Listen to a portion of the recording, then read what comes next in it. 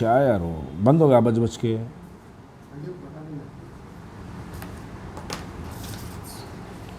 साहब आपका खैर मकदम करते हैं आई टुडे न्यूज़ में। बिलाल साहब, पहले तो आपको मुबारकबाद कि आपके जो है पुराने लोग आपको मिलने आए। कसीर तादाद में जो है हमने देखा कि आपके चाहने वालों की कतार लगी हुई थी। फूलों से बिखरा था आपका घर और मिठाइयों की जो है मिठास खुशबू आ रही थी काफ़ी हद तक। तो क्या वजह थी आप एमआईएम से कांग्रेस में चले गए? अब क्या वजह है जो एमआईएम में वापस आ गए? देखिए, मैं सबसे पहले तो IND चैनल का बहुत बेहद शुक्रगुजार हूँ कि आपने बहुत दिन बाद अपने चैनल पे मुझे मौका दिया अपनी बात रखने के लिए। उसके लिए मैं आपका शुक्रगुजार हूँ। और जहाँ तक आपका ये सवाल रहा कि आज क्या वजह है कि आज मैं मजलिस इत्तेहादुल मुस्लिमीन में जो है शमूलियत इख्तियार किया, तो मैं आपको वाज़ेह तौर पे बात बताना चाहता हूँ कि 2015 के इलेक्शन के जो इंतखाबात आपने देखे, उसमें बीजेपी 3 सीट्स पे कामयाब होती। 2015 के बल्दियाही नताइज अगर आप देखते हैं तो उसमें बीजेपी सिर्फ 3 सीट्स पे कामयाब हुई थी। आज 5 साल के अंदर भारतीय जनता पार्टी के अज़ायम और उनके इरादे इतने बुलंद हो चुके हैं कि वो दावा पेश कर रहे हैं कि GHMC में बीजेपी का मेयर होगा। अब अगर उनकी ताकत को रोकना, उनकी ताकत को तोड़ना और उनसे मुकाबला करना, मैं जिस जमात में बैठा था, जिस पार्टी में मैं बैठा था, कांग्रेस पार्टी में, मैं वहाँ पर हाई कमांड के साथ भी बैठ के देख रहा था, लो कमांड के साथ भी बैठ के देख रहा था, कार्यकर्ताओं में भी बैठ के देख रहा था, तो मुझे किसी में एक में भी ऐसी हिम्मत और जुर्रत नज़र नहीं आई कि वो भारतीय जनता पार्टी को GHMC में रोकने का कोई मंसूबा उनके पास, कोई इरादा या कोई प्लानिंग उनके पास हो या कोई स्ट्रैटेजी उनके पास हो कि बीजेपी को रोक पाए। नहीं रोक पा रहे। तो अगर एक ऐसी सियासी जमात में मैं हूँ और वहाँ पर वो लोग बीजेपी को रोकने में नाकाम होते हैं, तो मेरा मुसलमान बाहैसियत ही मुसलमान उस पार्टी में होने का कोई मकसद ही नहीं बनता। लेकिन मैं जब 17 साल 15 साल हमने मजलिस इत्तेहादुल मुस्लिमीन में जो गुजारे हैं, हम उसको अगर कंपेयर करते हैं तो हम ये बात से मैं अहद कर चुका था उसी वक्त कि नहीं, हिंदुस्तान में इस वक्त अगर भारतीय जनता पार्टी का कोई मुकाबला कर सकता है तो वो सिर्फ और सिर्फ मुसलमानों का इत्तेहाद मुकाबला कर सकता है। और हिंदुस्तान में आज मुसलमानों का इत्तेहाद कहाँ पे है, अगर आपको ये देखना है तो आप बिहार से लेके, महाराष्ट्र से लेके, तेलंगाना से लेके, यूपी से लेके अगर आप देखेंगे तो इस वक्त पूरे हिंदुस्तान के मुसलमान एक छतरी के नीचे आना चाहते हैं।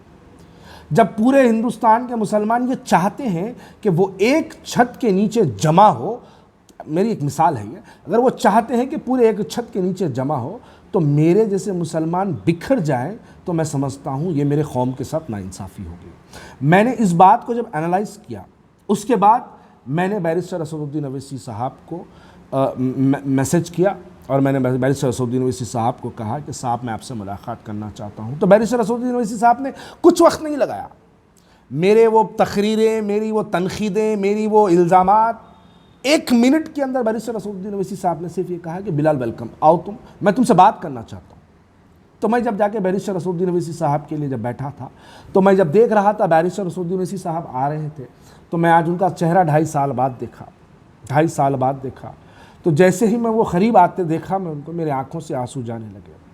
तो वो मेरे आँखों से आंसू देख के मुझे करीब आके गले लगा लिए, गले लगा के बोले बिलाल बहुत दिन लगा दी तुम आने में।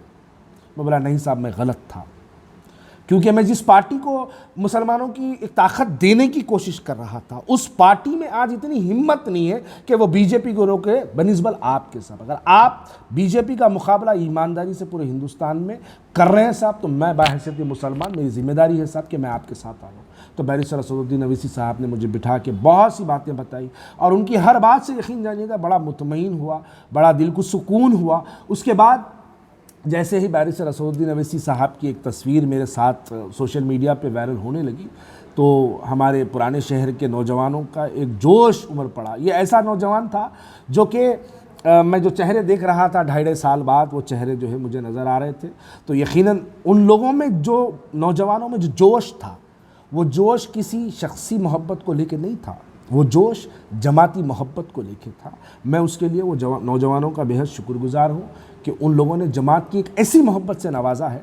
वो नवाजिश कोई जमात की शख्सियत को नहीं मिलती, वो जमात के एक छोटे से रुकन को मिलती है, जैसा कि मैं एक छोटा सा रुकन। तो क्या आप कांग्रेस को ट्रूली सेक्युलर पार्टी समझते हैं? देखिए, अगर सेक्युलर पार्टी के अगर आप सवाल करेंगे तो मैं कांग्रेस को यकीनन नहीं कहूँगा इस हालात पर। क्यों आखिर कांग्रेस बीजेपी को पुराने शहर में रोकने का कोई मंसूबा नहीं बनाती? क्यों कांग्रेस आखिर बीजेपी को फ्री वॉक जीएचएमसी के इलेक्शंस में दे रही है? कांग्रेस के सामने अगर बीजेपी को देखा जाए तो कांग्रेस बहुत बड़ी सियासी जमात है। उसके सामने अगर बीजेपी को कंपेयर करेंगे तो वो तो छोटे से चूड़ी के बच्चे नजर आएंगे आपको बीजेपी के कांग्रेस के मुकाबले में। लेकिन कांग्रेस क्या आखिर हकीकतन चाहती है कि बीजेपी इस मरतबा जीएचएमसी में कामयाब हो जाए? ये जो इनकी स्ट्रैटेजी है, ये बाहैसियती मुसलमान मुझे इस बात को इजाज़त नहीं देता कि मैं ऐसी पार्टी में रहूं जहां पर वो लोग, कोई प्लानिंग नहीं है उनके पास, कोई तरीक़ा नहीं है, कोई स्ट्रैटेजी नहीं है, कोई वर्क नहीं है, कोई बॉडीज़ नहीं है, कहीं पे कुछ नहीं है। और दूसरी जानिब अगर आप देखते हैं तो बीजेपी बड़ा अपना ताकतवर एक मौक़िफ़ बनाते हुए जीएचएमसी में आ रही है। उनके, आप एक सवाल से उनके अज़ाइम का अंदाज़ा लगाइएगा। 5 साल में वो 3 कॉरपोरेटर से मेयर बनने की जो है यानी मेयर बनने का दावा पेश करते हैं। तो जब उन लोगों में उतना इत्तेहाद का वो तसव्वुर करते हैं तो हम हैदराबादी मुसलमान किस में बिखरे हुए हैं?